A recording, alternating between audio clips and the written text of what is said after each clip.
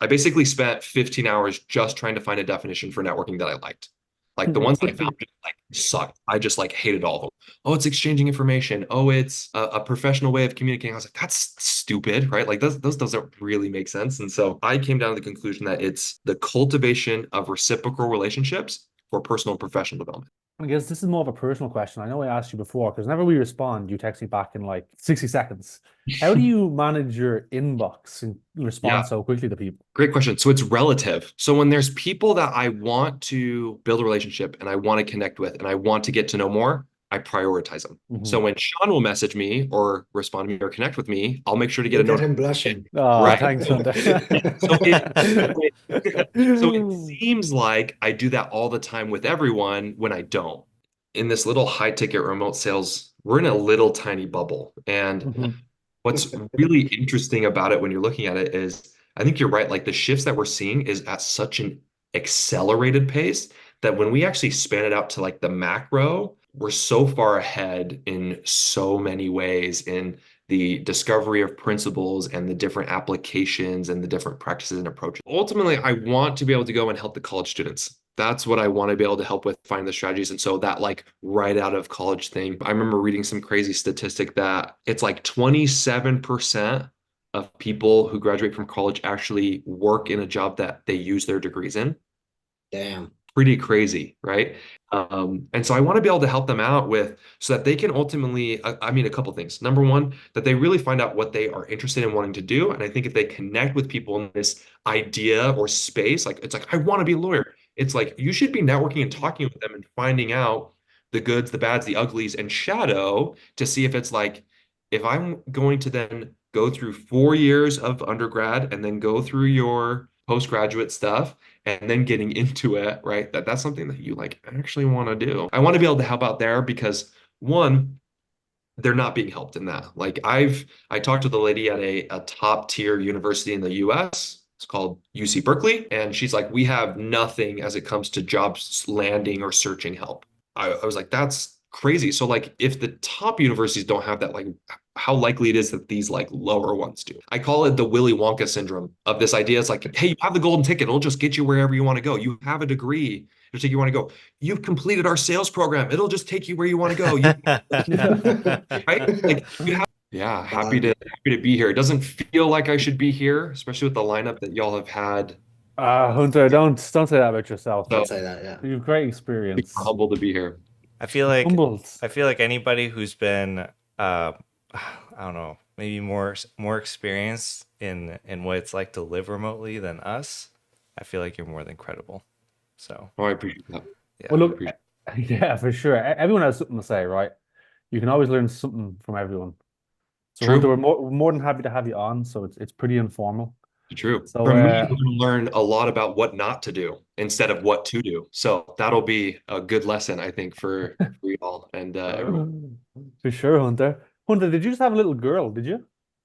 Getting here pretty close. March 4th is the due date. So we're getting there. We're moving Yeah. along pretty quickly. So pretty soon. Yeah, Nice. my Congratulations, is man. a wreck organizing for the baby here. So, but it's been fun. Yeah, is that you're going to be your first little one? Is it? It's the first one. Yeah. Yeah, you excited? I'm really excited. I'm really excited. It's something that's we've been trying a long time and we Hmm. thought it wasn't going to happen. And then out of nowhere, it just kind of happened. So really looking forward to it and all the lessons that come with that. I think I need a challenge there. And I heard kids are a good way to make your life a lot more challenging. So What makes you feel like you need a challenge? You've completed the online space, have you? oh man, well, no, I just feel like I've had a pretty like cushy life. I've had it pretty easy. You know, there hasn't been like these major hardships or obstacles or like I had great parents. I did what I was supposed to. Things went well. Like, and so I'm really wanting things where it's difficult, it's hard, and I have to like really stick with it to overcome and stuff like that. And maybe it's a naive perspective I have. And if people looked at my life, they're like, well, look at all these hard times. I'm just like, I don't know. Yeah. I didn't feel it Yeah. as tough kind of thing. So I think this will be a real big challenge here, which is nice. For sure, kids always are. And I mean, I guess so, Hunter, can you tell us a little about yourself for people who don't actually know you? Yeah, absolutely. So I'm genuinely, I believe this. I'm a pretty boring, uninteresting person. So I'm trying to do more interesting things. So hopefully it like rubs off a little bit. Um, but yeah, I've been in sales for 6 years now, and I've done a variety of different things. I used to be a server at a barbecue restaurant. I did teaching for a little bit and then got into sales because I had a friend say, "Hey, I think you'd like do pretty well at it. Like you communicate well, do all these things." And I'm like, sales people are just a bunch of scammers. I don't want to be one of those guys. They're just trying to take people's money. And I gave a better look at it and a little bit more open-minded look. And I was like, you know what? Like, maybe there's something there, right? Like it seems like you're able to talk with people, understand a bit of their problems, provide a solution, and see if they'll buy it to then solve that solution or solve that problem. And I ended up getting into sales and I was like, wow, this is actually really fun. And it was a really fun game to play. And so since then, I've been in just a variety of different industries. I sold tech and real estate and CBD. I did smoothies for a little bit. I had an uncle that has a smoothie business. So we wanted to sell these like high ticket package, like health days that were recurring revenue to different companies. I sold a coaching program for wedding photography businesses to help them scale and grow. So pretty niche and things like that. And then started working with JD and helping people with the job search and stuff. I kind of had a bit of an epiphany there and Mm, a shift that I kind of saw, especially amongst just even college students. That's kind of where I was focusing. And I joined UCM and made a pitch to JD to help with the job landing and job searching strategies for people that were either transitioning into sales or wanting to then, if they were working in sales and they were like, man, I want to make more, I wanted to get in a better offer, how can they go about doing it?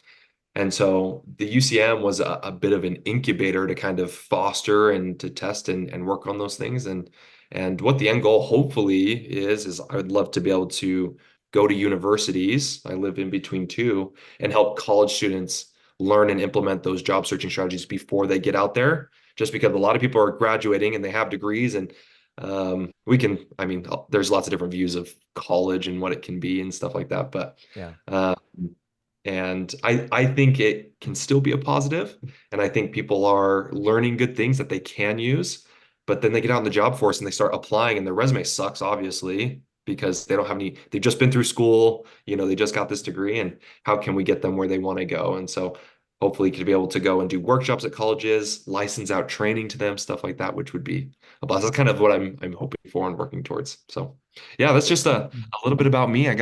Been married for almost 8 years here, and we'll have a baby here next month or so, so 5 weeks. Nice, nice. You must have got married pretty early then, did you? So I got married the day I turned 21. So Damn. The yeah, day. so Uh-huh.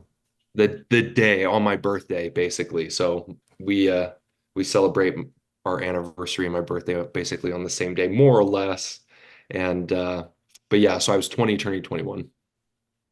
Roger Nice, that. nice. So, Yeah. so did you kind of got, I guess, in the sales then kind of unconventionally then, did you? Because it kind of seems like that you were just kind of referred to from a buddy, where most people nowadays seems that they're looking to just get out of their job, really.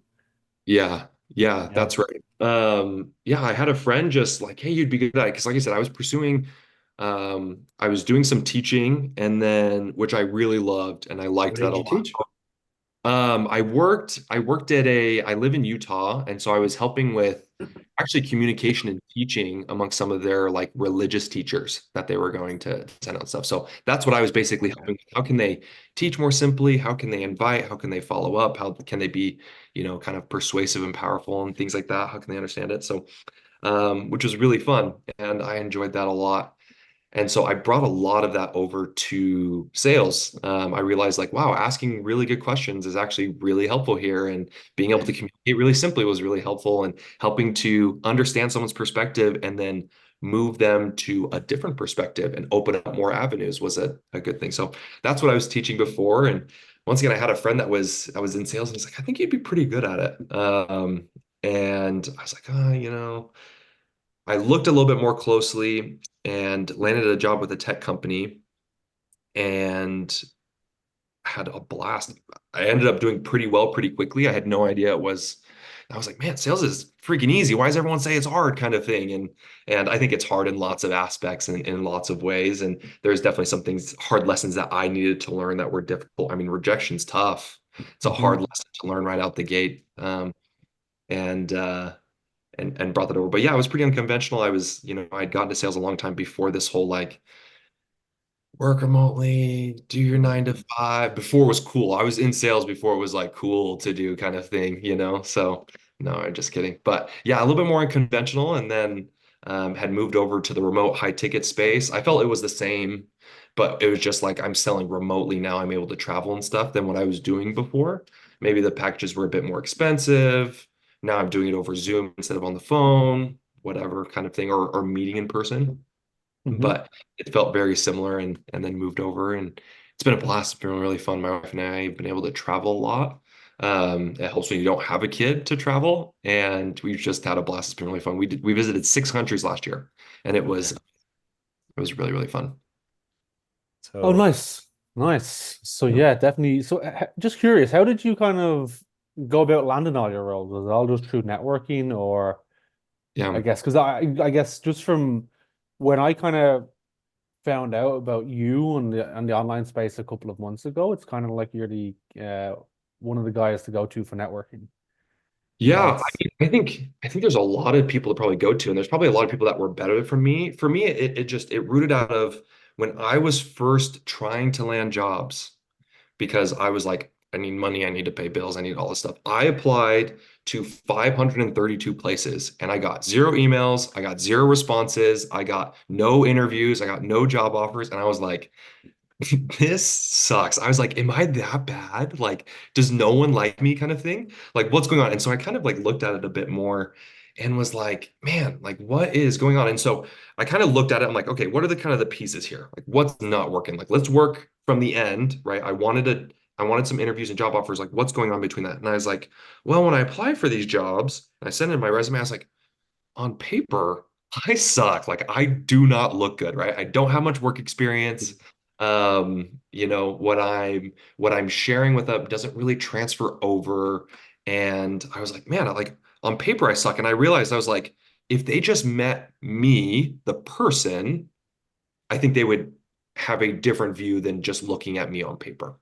And so what I started doing was like, okay, well then how can I go about meeting people so that then I can kind of get into the room where it happens, right? Where then they can make the decisions for hiring, then they can start doing those things. And so I started talking and meeting with people, and I started meeting um, people for lunch or little 15-minute. I only like to have 15-minute meetings when it came to these little networking meeting ideas. But basically, this is all before I really was like networking. Yeah, I mean, now there's like a word for it, right? And I was Mhm. just like, hey, how do I meet people who are doing what I want to do, who have successfully achieved what I want to do, and then ask them questions to gain information and then names of other people to meet so that then I can kind of move forward and open some doors. Because I knew that if you have information and you have names of people, if you have those two things, you're going to have lots of opportunities accessible to you.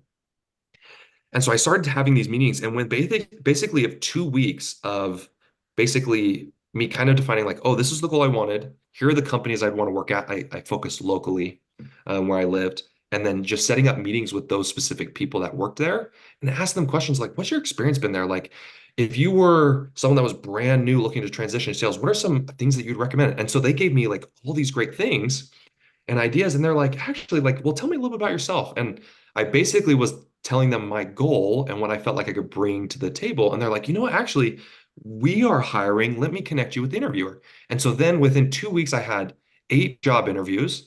I prepared like crazy for them. And then I got 8 job offers as a result. So I went from basically, I applied to 532 jobs, donut, just absolute bagel, nothing happened, goose, whatever you want to call it.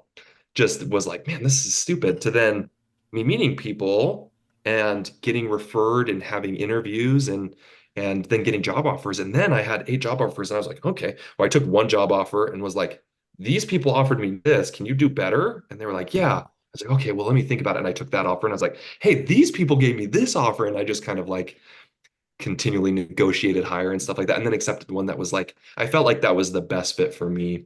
And that was basically how I got like my start, is I had these referrals. And so the whole idea of kind of networking referrals for me was born out of necessity. Like the Mm. whole traditional route was not working for me. I hadn't graduated college yet. I didn't really have good work experience. I looked terrible on paper. And it was like, how can I circumvent that? And so networking was my way of doing that. And for me, that was like, man, screw job posts forever. Like screw those things. And so I've always been just like, how can I go about meeting, connecting with people, cultivating these relationships and helping serving them that will then open up doors basically for me. So that was kind of how it started. And then now, right, over time, I was like, hey, I feel like I can kind of offer some help and some ideas and processes to the remote sales space. And so that was basically my pitch to JD. And he already aligned because he felt that networking was a solid process. And so then been a bit more specific on it. So I guess now people think I'm like the networking guy, I guess. Once again, I feel like, or a handful of them, or one yeah, of the few. yeah, So I feel like there's people that are better at it and probably have better processes. maybe But different for sure. I'd Like, say yeah, different. possibly, I, yeah, yeah, possibly different. I don't think this is the best. But as far as like even getting to those first people, how did you actually end up going about it? To the people that would eventually, end up connecting you with those interviews and stuff. Yeah, so very simply, like I found the people at the companies, and so anyone can use this as an outreach and be like, hey, and I basically wrote a message like this: hey, I found you here when I was looking up this company and saw that you work here. I'm currently transitioning into sales and saw that you do really well here and you've been successful here and that you're doing a really good job here. I know you're probably pretty busy, but would you be against me asking you just a couple questions about your experience? I think it would help me a lot with moving forward. And some people messaged me back and some didn't, right? And the people that did were like, "Oh wow, I really appreciate that. Thank you." And they'd be like, "Yeah, happy to help." And they were like, "I get where you've been. Like I used to be there and it sucks." And so I really kind of leaned in and what my idea was to leverage into generosity and just saying, how can people be more generous towards me and give freely? Because, we can argue a lot of things, pity, concern, or they think whatever it is, right? And that was kind of a lesson I brought from being a server at a restaurant, right? I got paid more based on tips I got, and I realized the more generous people felt towards me, the more tips I got as a result. And so I use that same idea of how can we help people be generous, right? Because it's like, oh, I don't have a lot to give right now, or there's a lot that I need to improve. But just being really humble, explaining my situation openly, and just be like, I recognize that you're really solid, and I'm looking to do something similar to you. Like, would you be open to just give me some bits of advice that you would give if you were brand new? And a lot of people were super open to that. They were happy to meet, um, and moving forward. And I've seen an interesting trend in the space that a lot of people are not happy to meet, kind of thing. And I think it's because it's the same 10 people getting asked, like, hey, can I ask you 3 questions? And they're getting berated with that. And they're like, screw you. Like, everyone's asking me that, right? And I've noticed that if people have expanded out to focus the companies they want to do it in specific instead of the people that just come up all the time on your feed because they're posting all the time, they're the very few that have brands and stuff like that, then it opens up a lot of stuff. But that was kind of how I got those first few. And then what I made sure to ask is whenever I had a meeting with a person, I'd always ask, hey, who do you know that blank? And I would say something like, hey, who else do you know that maybe came from a non-traditional background and had gotten into sales that you work with? And they're like, oh, Johnny did. And then I'd say, that's amazing. Do you think you can connect me with Johnny? Like, and ask me a few questions about that. And they're like, yeah, sure. So then what happened is once you get that kind of like first initial or first few meetings, you ask that question and then everyone's just giving you names. And then you can reach and say, hey, Julie told me to reach out to you, Johnny, Julie that you work with told me to reach out to you, John. And they're like, oh yeah, Julie. So then we go from almost some generosity, but then obligation of like, well, if Julie referred you to me and I want to have a good relationship with you, then they kind of move Yeah, forward. Then it just became like, that's genius. so It's I it's didn't like you're playing 5D chess almost. for me, I thought it just kind of like that who do you know just kind of, made sense. And for me, it's like, um, yeah, it made it a whole lot easier. So for me, I really feel like networking can all be summed up in one question, which is if you just ask it enough, you could get into any room that you wanted, which is like, who do you know that? And then you fill in the blank with something specific, paints a picture in their head of like what you're looking for. And then they're like happy to refer and to connect and stuff like that. So I don't know about Genius. For me, I was just like, yeah, it just like made sense, kind of thing. And I've implemented it and it's proved well over time. And so I've just kept doing it, honestly. Fair I enough. think one thing that I see and then kind of to piggyback what you were saying with people reaching out to the same 10 people, I'm sure your inbox is getting blasted. As far as people jumping into this space or even into sales in general, do you think like the expectations are a little bit different? Because like, how everyone, including us three, we got sold into the dream of get 10K in 3 months and all that stuff. Do you think that reflects on people with, as far as like networking, like trying to get the immediate type of result as far as even networking goes? So like, if you don't connect me to a job, screw you, I'll go find someone else instead of Totally. building like a more meaningful, lasting relationship with the person. Yeah, for sure. And I think that's super true of just like, I just want the job kind of thing. And that makes it does make networking really hard. It's the same idea with the sales process of like, I just want the sale. Like it constrains how you communicate and how you interact versus when you're detached from the sale as a result. And that's even that with sales, like, hey, you need to detach from the sales. That's even a hard lesson for most salespeople to know. They still struggle with that. Even the experienced ones, right?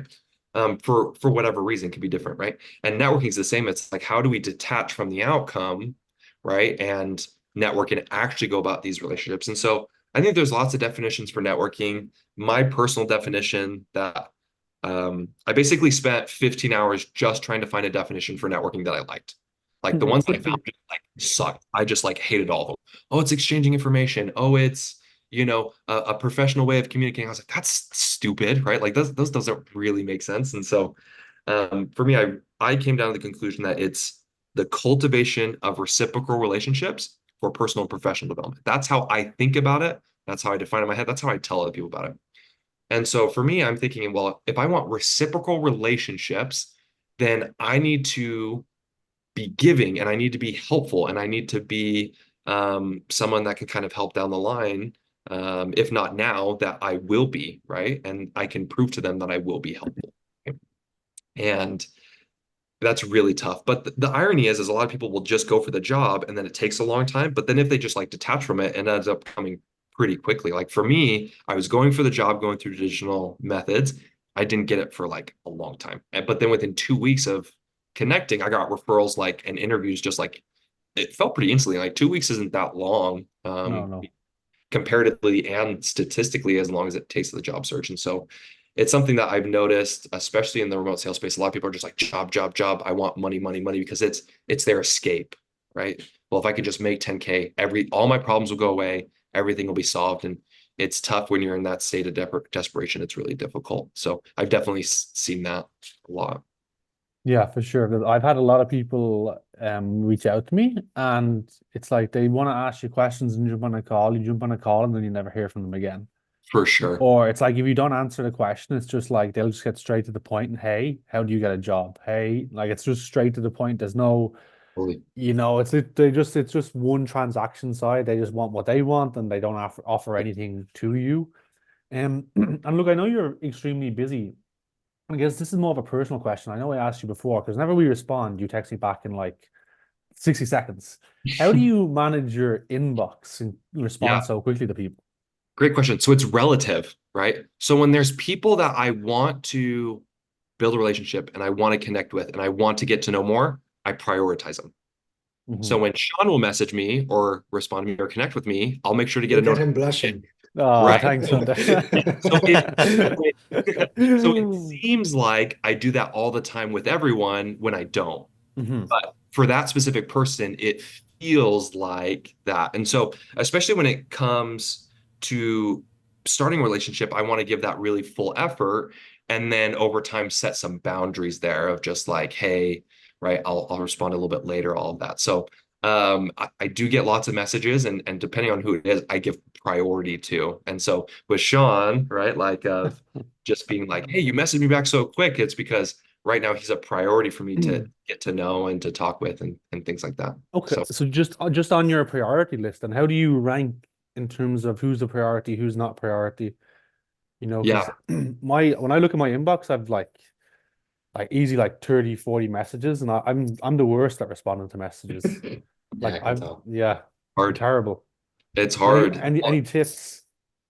Yeah, and you three boys are popular people. You're doing great things, you're doing big things and important things. And so yeah, it's not surprising that you're getting overwhelmed with Um, the love and praise and people come through. So for me, when it comes to the priorities, I always think about, well, what's my end goal? What is the desired outcome? What am I hoping to achieve as a result, right?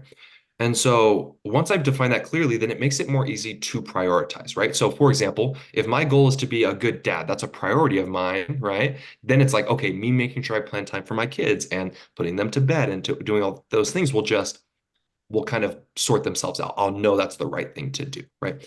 And especially for me, when it comes to networking, I always think, okay, what is the main goal? Because then if we've been clear on who we want to become, why we want to do it, and what we're hoping to achieve, then it's going to determine what's right and what's wrong and where you're going to spend your time versus not. And so when that's come to people, there's always like a couple different things that I really like to look for, right? So there's some main people that I'm like, okay, if I want to become this, then these are the people who I want to associate with, right? And I have a couple different boxes there. So for me, it'll be like, okay, what's going to help me personally develop, learn a lot? Who's going to be well connected, right? And how can I go about helping and serving them? Another box is like, who's growing? Like, who's on a great trajectory? Who's going to do great in big things? You fall into this box, Sean, right? Like, who's like a rising Thanks, star okay. who has a lot of potential, right? And how can I start getting connected and knowing them and helping serving way and I can? And then another box will be like, I want to kind of we can call this like the charity box of like who are people that I can go about genuinely helping that I feel like if they just had a little extra help, they would go a long way. And that box for me kind of originated from Aesop's fable about the lion and the mouse. Maybe y'all have heard about that one. Basically, really quickly, I'll go over it.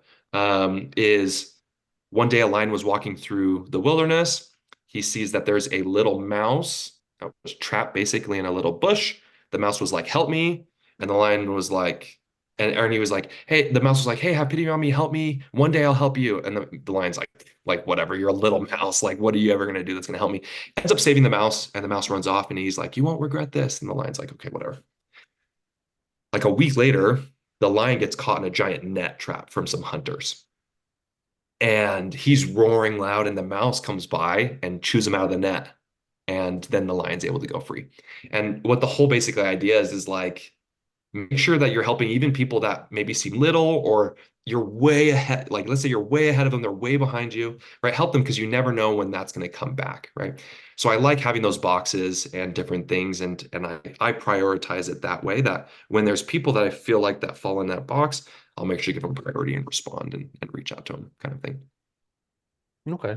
You Okay. Well, you that's mentioned a interesting. Thanks. tail and like this because like you have these like napkin notes that you post or I forgot what they're called exactly, No, yeah. but there's Yeah. one that I never forget and it's like this salesman's tale or something that you talked about. I read it once. It was my first time reading it. I personally didn't think much of it, but you highlight the fact that you listen or you get like a new lesson or something new every time you read it. How long have you been reading that one? Is that the one with the carjack? Yeah, I think so. Where the guy gets stranded and he has to like walk to a I think a gas station and Hmm. like he's just like he's thinking all these thoughts and it just goes into like a perpetual loop of just negativity and by the Yeah. time he gets there he's just yelling at the or something like that. So, Yeah.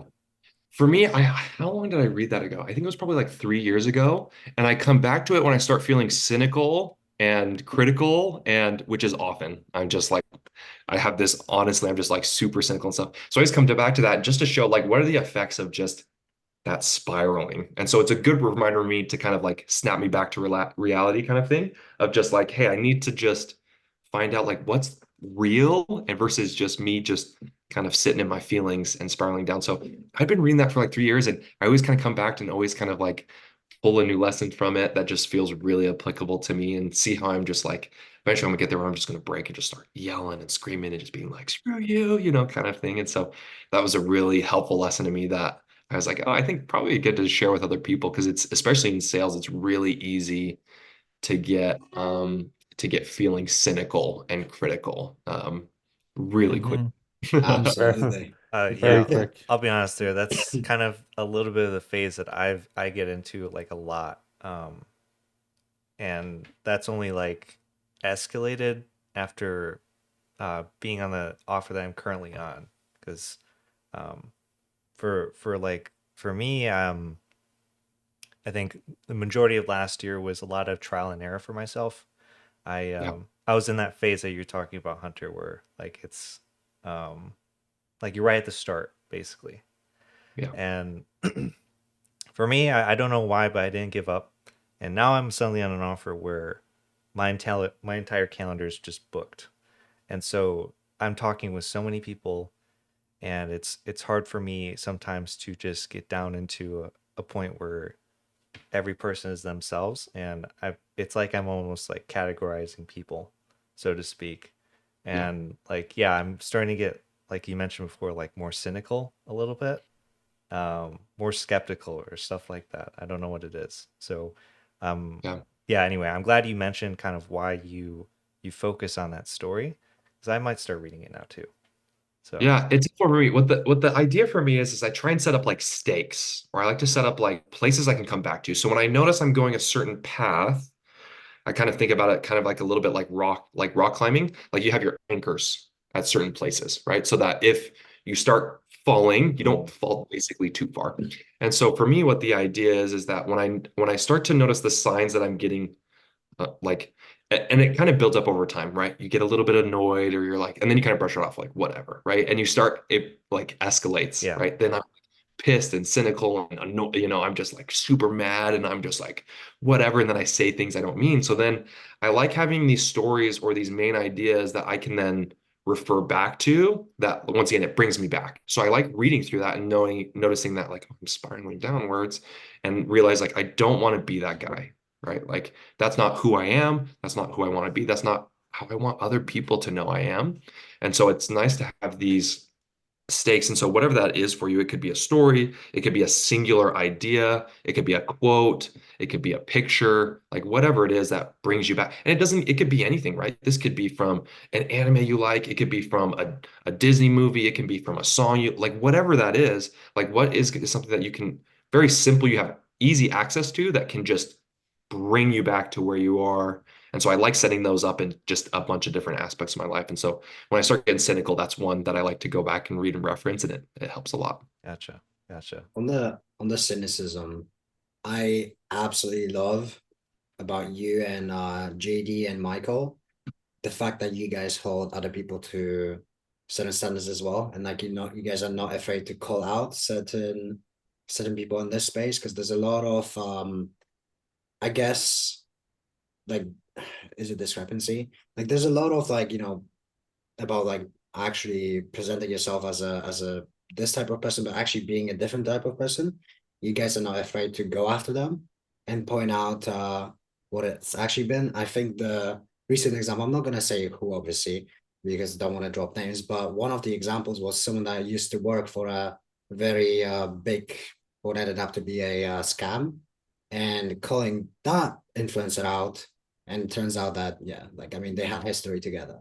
So that was incredible for me, because I feel like people are afraid to burn those relationships, but it's like you guys seem to not care, because these guys maybe don't have the same characteristics that you guys value, as far as integrity, as far as yeah, I think it all comes down to integrity.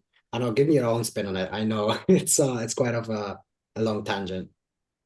Yeah, and sometimes, I'll do things I'm like, "Ah, maybe I shouldn't have done that, kind of thing. No, you And should have. yeah, That was and good. That I was a try to good do read. it where I try to do it where it was like, hey, I've noticed this. Like, where is that? I try not to be like, you liar, you kind of things, and hopefully to try and come from understanding. There's definitely times where I've been wrong with that, but yeah, I think integrity is so important. And I know that you talked with it was Nick about authenticity, right? That was kind of the main lesson, and there's Yeah. lots of, I mean, integrity and authenticity of like what is real, what is true, and how can you show that out, and how can you stand by it, I think is just so important. And something that's, I mean, th this isn't just remote sales. I mean, even social media in general, like you can be someone and people think that's who you is, and that's not truly what's happening behind closed doors, right? Um, and I'm big into basketball. There's a gentleman I see that makes some funny basketball content, and the things that he does, I'm like, I just don't know if I believe like this is who this person is, you know, and if it's almost like it's a character, right? Like, and it's just something that's putting on. And so it's nice just to bring in of like, how can we bring that realness in? Because it's easy to hide those stuff. It's easy to glorify yourself, knowing that you have a bunch of, you know, deep, dark things that you're working on. And so I've, especially as I've followed the three of you, I've been really appreciative of how authentic all of you are. I know I messaged Sean about this of where he was doing the 75 hard and he was like, I didn't do it today, so I got to start over. And I was like, dude, like you're a real one for that. Like a lot of people would probably just carry on or justify it or just be like because they're posting it on social media and they want to be presented that they're so consistent and they're doing this hard thing and they want to maintain the thing. And I was like, dude, that's like a lot of respect for that. And you know, and I really appreciate him for posting that and bringing that authenticity, being really integritous and realizing and recognizing where like you've made mistakes because we all have, and saying how can we go about showing about how we've changed and adjusted there is a better lesson, and it's more relatable to everyone, right? Hmm. No one does it perfect, right? No one goes through these things, and you know, and for you, Sam, like I know you're like I've gone through a lot of trial and error. That's like the game, right? Like good for you, right? A lot of people aren't even going through the trial and error, right? Because then they just like give up and stuck it out, and you came out on the other side of that. And I think it's cool to hear those things, and I think it's just super important on doing it. And we try, at least for me and JD, we try to be as objective as possible with it. And I think obviously there's always some subjectiveness or like a, you know, a personal perspective on it of like what's true and what's absolute truth kind of thing or objective truth. And but I think it's important to bring that kind of integrity to the space and just to anything of integrity and excellency. And we can only do that as we're open, honest, and sharing basically those lessons and things. I Yeah, think because especially with the online space, it can be very easy for people to blow up the results and everything that they do. You know, see some people, they have like a great month, and that's all you ever hear them post about is a great month, a great month, a great month, and that they're this and they're that, and they're just basically puffing themselves up and Yep. trying to like essentially, I don't want to say scam people, but make themselves seem bigger than they are. I guess it's probably more of an ego thing more than anything else. They try to inflate it. Yeah. And a lot of people are like, well, I am telling the truth. I did a good month, but I mean, that's kind of the thing as well. And there's a time and place for it. But even like if you're withholding truth, right, that's still we're moving into not being, you know, integritous, right? Like if it was Hmm. you know, yeah, I hit a grand slam home run, but it's like you struck out 55 times before you hit the grand slam, you know, like that. It tells like a different story and stuff like that. And so I think for people, it's like, hey, people only want to be seen as good, but what we need to realize, and this is what I like as well of seeing most content and hearing your stories, is that when we look at like the big stories we like in the world, the greatest movies and the books that we like to read, like it was the hero's journey. Like they were not very good. They hit a lot of hardship. They had a little victories along the way, but then they ultimately overcame. Like we love hearing those stories. We relate to them and we root for the underdog. And so if people would realize that that makes really good content, right? That makes like a really good story, and you should share those things because a lot of people relate to it. And it shows that I think it's humbling as well, right? It shows that you're humble, you're willing to learn and go through it and stuff like that. So I think on the topic of integrity, like what has been the biggest shift for me in the last 2 months, where I guess it all kind of all came into place. I think two main events was just like first that call with Nick, and the second thing that call with JD. Two different perspectives, but essentially coming down to the same conclusion. And I really like Michael Dunleavy's content, where it's like sometimes, and I find it so easy now to come into a call and just be completely detached because frankly, I don't know who the person is. I don't know if I have the solution yet. I'm just here to facilitate with the questions, whether I can help. If I can help, awesome. If I can't, so be it. I got closed on so many things in the past where it didn't make sense. Like, and it got me distracted, got me to so many different things. I'm just as upfront as possible, realistic, and not trying to close like people have closed me. Because I know it's just I'm just gonna feel well, I felt resent to those people, and I wouldn't want people to feel resent to me. Well, it's not like as if it's like a egotistical thing. Perhaps maybe it is. I care about my well-being, but the other side is like not to do the same. And I think like maybe hopefully like in the next couple of years, that's where sales shifts to. And I've already kind of seen it even on this offer that I'm with Sean on, is with the more integrity we sell, which is obviously always the point, the more people actually jump in, knowing that it's going to be hard, knowing that there's going to be a lot of challenges that they have to overcome, but they still go on with it because they understand it. And it's not like, oh, get rich quick scheme, because those never work. Like they work for 1 out of 100. Yeah. Yeah, no, super well said. I agree with that. And what's really interesting just about that point is in this little high ticket remote sales, we're in a little tiny bubble. And Mhm. what's really interesting about it when you're looking at it is I think you're right. Like the shifts that we're seeing is at such an accelerated pace that when we actually span it out to like the macro, like we're so far ahead in so many ways in the discovery of principles and the different applications and the different practices and approaches that we've seen, especially in the space, which has been really cool. With Michael and Bill Walsh has been, absolutely killing it, and all of these like really people that are pushing the envelope and pushing things and challenging some of that like cemented ideas that it's just like, oh yeah, these are just etched in stone, and we're finding out like, well, they're not, kind of thing. And which is really cool to see that in the macro, we probably won't see for like several decades, but here it's fun to see that it's like everything's changing. And so it's like, oh, what's the new thing, kind of thing. And which has been cool to see and interesting to see, which is awesome. Do you still take sales calls, Hunter? I don't still take sales calls. I've been really focusing on the developing the job landing and stuff like that and strategies. So I've been out of the game a little bit in that way. When's the How are you last time feeling you took about one? I took one 16 months ago Oh, when a while, yeah. like So so it's been a while. So I'm super rusty and probably bad now, honestly. I think so. I'm sure you'll pick it up pretty quickly, but I guess as you said, your kind of goal is what's your goal with UCM? Because I know you mentioned your long-term goal is eventually, get into colleges and teach there. But in terms of, because I know you and JD are, well, Jade, I'm not sure if you're involved in the new case study 4.0. I'm sure you're working with JD alongside him, but what's your ultimate end goal for UCM? Because I mean, there's only so many, I guess, good quality sales training out there. I guess we've touched on a few like, Bill, Michael, you have Jeremy as well. I mean, everyone, and you've got you guys at UCM, and then you've got all that, I guess, crap that kind of filters out underneath it. So what would be your long-term goal for the whole UCM space?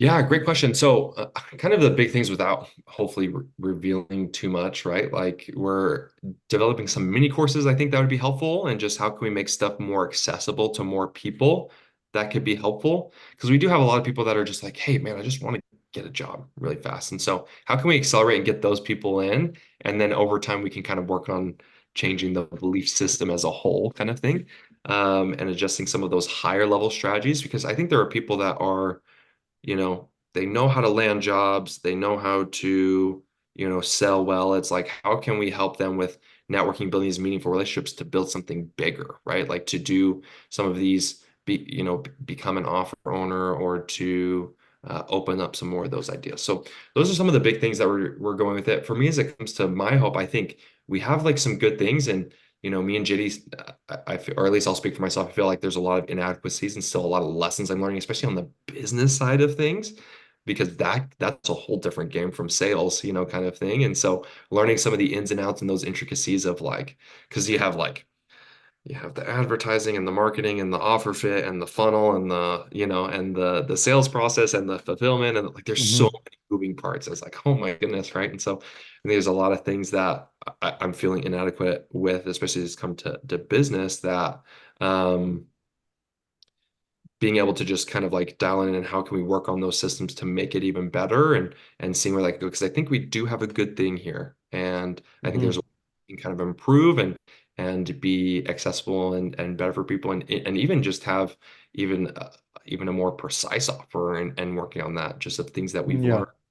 learned that could be helpful. So that's kind of the trajectory I hope we could go for it and hope we can grow and be bigger and have it be something that's a good balance of like it's not just like, oh, we're trying to just do millions a month and it's just huge and massive, but just like what's something where it's like we feel fulfilled doing it, we feel like we're getting great results for people and something that's manageable that's not just like our whole lives, kind of thing. Because we hope that business fuels life instead of like business is life and that's like all Mhm. you do just because there's so much to explore. And I want to be with my children, my daughter, like as much as I can to see her grow and develop. I'd hate to miss out on those things because it's like business is taking up every, fiber of my being kind of thing. Yeah. And look, you can't have everything, right? If you go all in on business, you give up other things. If you go all in on other things, you give up your business. And I mean, UCM, I guess, is ideal. And I mean, anyone who always starts is kind of messaging me starting off and they're looking for what training to do or what to do. I'll always kind of direct them to your guys' program because I mean, you just have a pretty inexpensive program for like $80 a month. That honestly is probably better than what we all paid like 3K for. Yeah, You probably learn a lot more in your $80 program. yeah, possibly. I possibly. Oh And so, no, no, it's 100%. oh, Sure, it's terrible what we paid yeah. for. I mean, I don't know. I haven't been through all the programs and what they teach and stuff like that. But yeah, it's always fun to do that. And I'm always like even happy to refer people. Like I've referred people to Michael and I refer people to Bit, like depending on what they're looking for, I'm just like, hey, I think they're going to be like the best fit, right? Like for you, if you're really struggling with objections and how to basically get there and overcome them, I like always send them to Bill. I'm like, yeah, go ahead and send them to Bill. When I have people that explicitly say like, I feel really like sleazy. I hate doing my sales job and I feel like there's good money here, but I just don't feel it. I'm like, you should go talk with Michael, right? Like he doesn't feel that way at all. So depending on what people need, I'm always happy like to refer other people, especially because we have so many great people in the space they get great results and they have a heck of a process. And so it's fun to be able to just send people them in their way and which is fun. So, but yeah, Mm. I appreciate those kind words. That was really nice of you to say. Yeah, no, there's so much there's so much crap out there, and I mean everyone who hits like their first 10K month is all of a sudden a sales coach the next month after. Oh, I did 10K, and the next they have their program up and running. Yeah. I mean, we've seen it with people who we've been through who like literally didn't even make more than 5K. They just started their own course and point blank like lied and said they made millions and millions and millions. Yeah. And they're basically just scamming people of like however much it costs. And you go to you guys, and I mean, for $80 a month, it's a pretty great start into the industry. And it's, see if you even like the space first instead of spending 3K, 5K, spend $80 a month, get an understanding of what it is, network, do some sales training and see if you actually want to do it. Yeah, for Because I guess with just, I mean, everyone's kind of sold in on the space of, have remote freedom, have time freedom, make 10K, even though you work twice as much as you do in your 9 to 5 with a lot more Yeah. stress.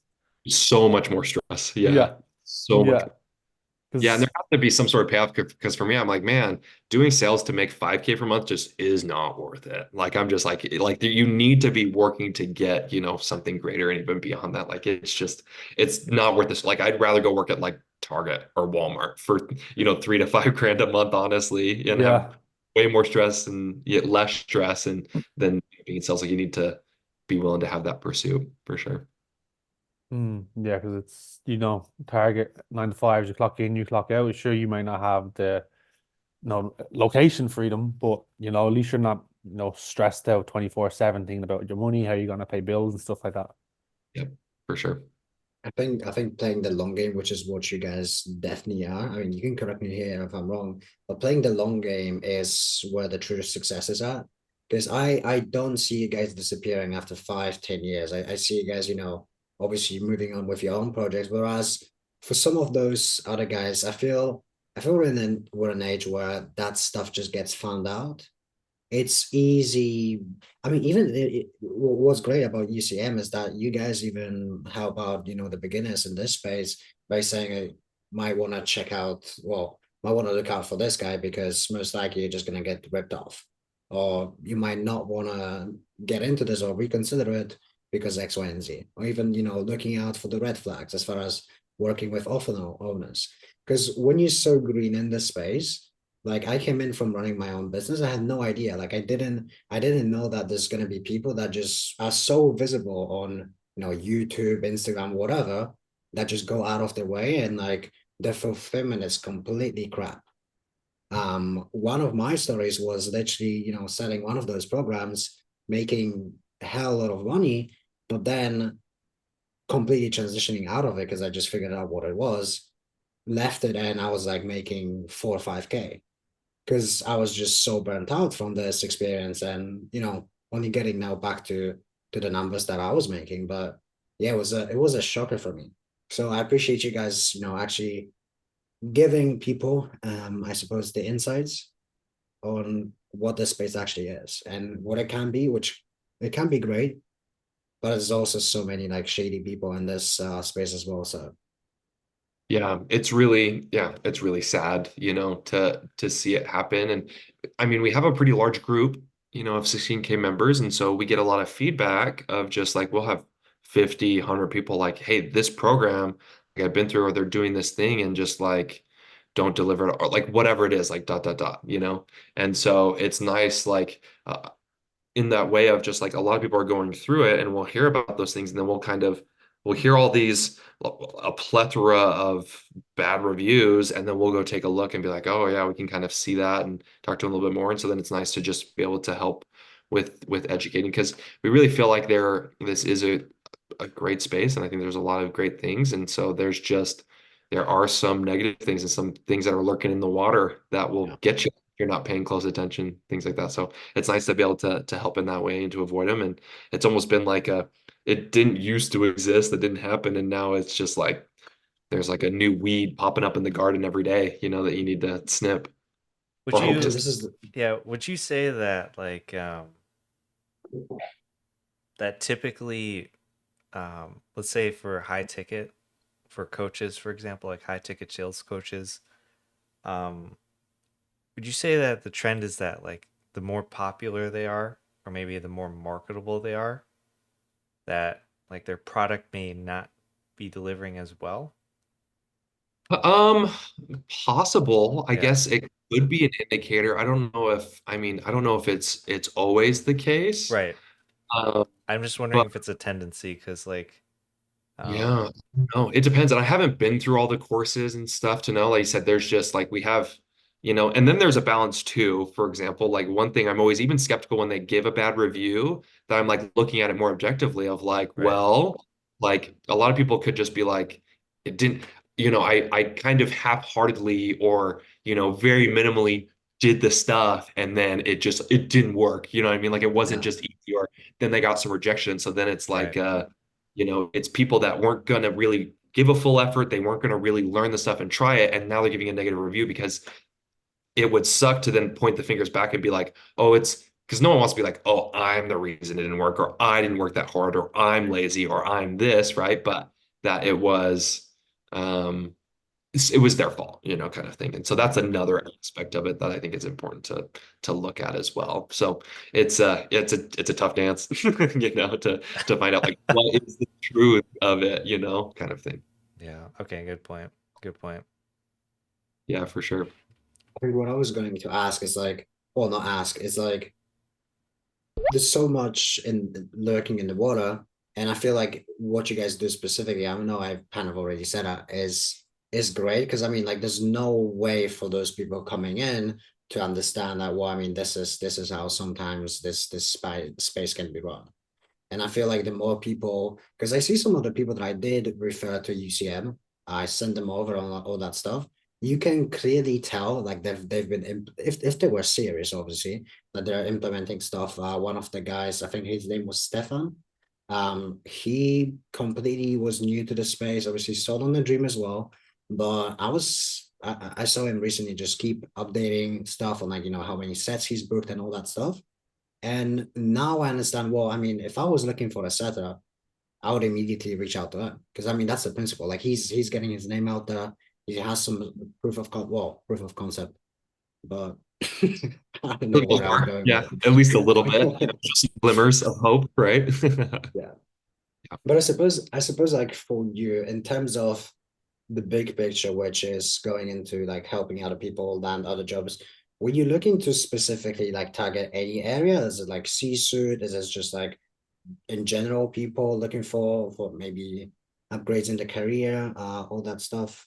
I guess what did you have in your mind as far as that goes? Um, let me make sure I'm understanding the question of like what kind of people I want to go about helping with the job. Yeah, yeah, I suppose so. Yeah, Yeah, ultimately, I want to be able to go and help the college students. That's what I want to be able to help with, find the strategies. And so that like right out of college thing, I remember reading some crazy statistic that it's like 27% of people who graduate from college actually work in a job that they use their degrees in damn.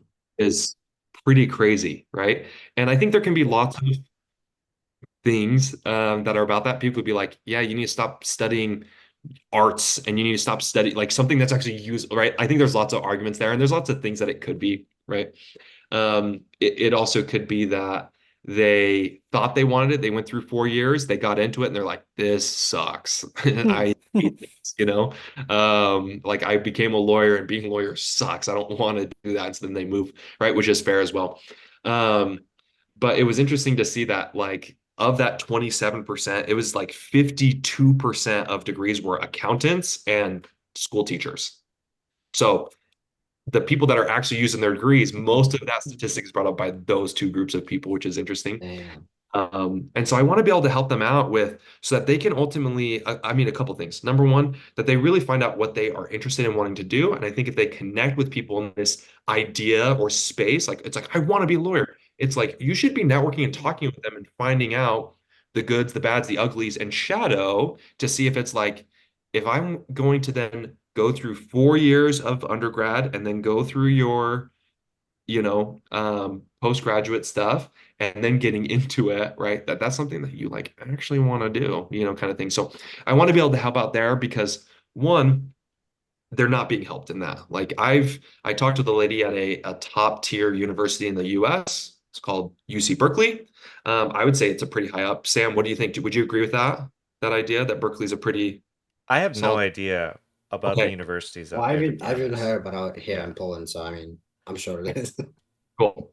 So a pretty prestigious college, I'd say. And she's like, we have nothing as it comes to jobs landing or searching help. And they're like, this was when I was traveling in Belize, I was talking with her. I was like, that's crazy. So like, if the top universities don't have that, like, how likely it is that these like lower ones do? I don't think it's very likely. Oh, they don't, because I was in that situation because I went to college and I did a computer degree, Cool. and my job after that was like nothing related to what I went to college for 4 years.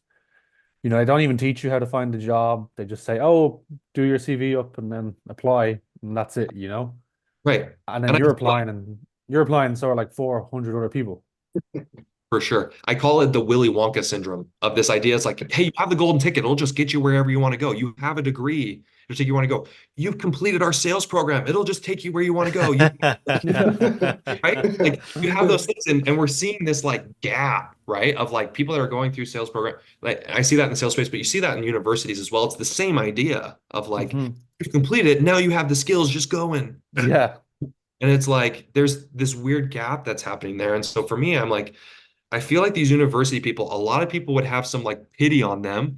They would feel like they'd want to be generous and charitable. I think that they would be able to open up a lot of doors, right? And get into places they wouldn't be because of these things. And I remember helping my brother and talking with him. He has a computer science degree, he does coding and stuff like that. Um, I think he's more of a nerd than you are, Sean. So that's probably why he kind of stuck with it, Yeah.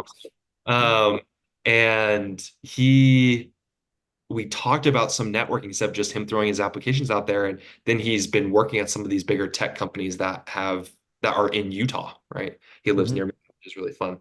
And so just seeing these people of just like, man, there's these great kids and they're driven and stuff like that. Like if they just had the right strategies and got connected with the right people, I think a lot of people would be like, hey, actually you have like a lot of potential.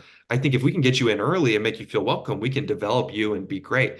But the problem is they're just sending in their resumes and they're getting beat out by these old farts that are like having 10, 15 years of experience. And on paper, it's like, do I take the person just out of college or the person that has Yeah. 15 years experience? It's not even Not a question, yeah. Because I mean, if you're a business owner and you have like a young, hungry college kid hitting you up in your DMs, you're like, oh, this kid, let's give him a shot, right?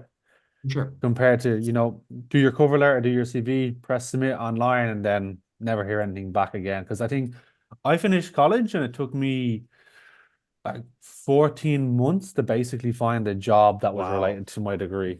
It's Yeah. it's literally insane. And what I know about you, Sean, you're driven and you're determined and you would bring a lot of value to the place. And for you to just be overlooked because on paper it looks like you Yeah, suck. it looks so shit, yeah. It's a dumb game, right? And so I want to help the college students just because I feel like they're in the prime spot where people would be really open and they would be willing to connect and it could help them with basically moving forward them and actually feel like their degree was like worth something. Like that time they put in, they can use it, right? And if they want to pivot, totally fine. But yeah, that's what the big help is. I think there's a lot of, I think, fun opportunity there, which is pretty cool. Like I said, I live in between two colleges or near them. And I was just like, man, like they are lots of driven. They're excited. They're willing to put in the work, but they're missing out because they just don't have those right strategies. And the game for finding a job sucks going through the job post. It's awful. Yeah, it is. I've got a I I've got a hate silly to question. I hate to interject actually, because I know we're at the top of the hour. I'm not sure what your guys' schedule is like. I was not anticipating the hour to go this quick, but for me, I do have an appointment coming up soon. You good? So We can wrap it up soon. I just got one silly question, and I mean silly because Final question, Sam. why go out of your way and go and help people? Why not just be one of those guys that you just care for yourself? You just because you're a driven guy, like you definitely got the brains for it as well. Why not Yeah, just buy Hunter, a Lambo, you could easily start a live the course life? and Yeah, sell your course for like 2K, 3K. how much Um, is it? Man, I think there could be a couple elements to it. I think there's a bit of imposter syndrome. I think we have a sense there. For me, I just really want this to be really dialed in and really good before giving it out. And it's possible to never get there until I do, kind of thing. I mean, a big thing for me, I feel like I think to live a good, happy, and fulfilled life, you have to go about helping people. You have to do it. And I think there's a lot that's there. And for me, I've always felt like selflessness is the key to happiness, right? Like as I've noticed that every time I started like kind of consuming it and focusing on me, like the money I'm making or the things I'm doing or all this stuff, I've noticed my happiness drop personally. But when I've gone out and served other and seen them progress and do those things, that's been a huge thing for me. And I think that's part of probably my religious background, the values I was brought up with. But it's something that for me, going out and helping people has just been so rewarding. It probably pops my endorphins off a bit that I'm like, man, I just want to keep this kind of high and this feeling there. And so maybe the time will come where that will be the case, and I'll do it. Kind of go off and do my own thing. I just want to make sure it's really good and dialed in, and it can be improved upon and replicated over and over again. And I think I've made a good start on that, but we'll see. Time will tell. We'll see what happens. I love that. Time will tell. Well, yeah, Hunter, I guess that's it, my man. Appreciate you being on Remote Boys. It's been a pleasure. Learned a ton. Yeah. Nice to And finally meet you. yeah, nice to finally chat to you too. Yeah. So yeah, Hunter, wish you all the best with your little girl, and yeah, Thank Ciao, you. ciao, guys. What an ending. yeah. It just got sharp. No, And that's genuinely thanks for hopping on. I took a lot out of it, especially with the networking part, because I know I should be doing way more. And we all should be doing way more, honestly. So I agree. a lot of golden nuggies, as always with our guests.